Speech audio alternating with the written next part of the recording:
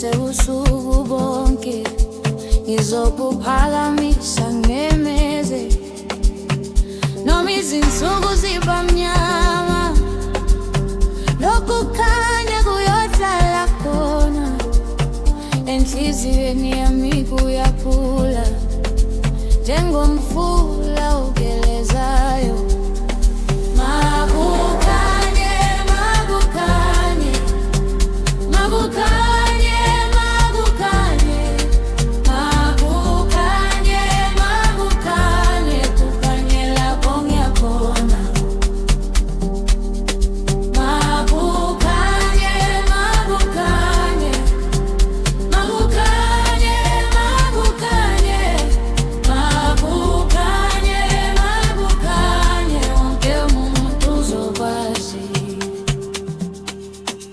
Uma indlela kuyinde, ngizohamba ngikhula njalo, esigodini nasemvuleni. Inhliziyo yami ayesabi, njalo kuzakuletha ukukhanya.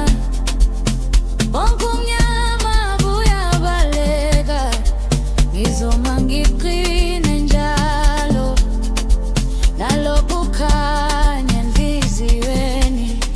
Makukhanye, makukhanye, makukhanye, makukhanye, makukhanye, makukhanye, kwangela konke kukhanye.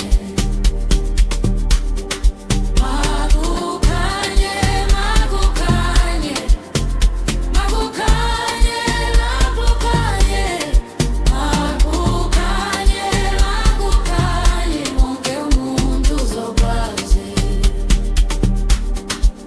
Ezintabeni nasemadolobheni, lapho ngiphakama noma ngehla, ekuhlekeni nasezinyembezini, kuyo yonke iminyaka yami, lapho iminyango ivuleka, ngihamba nethemba ngaphakathi.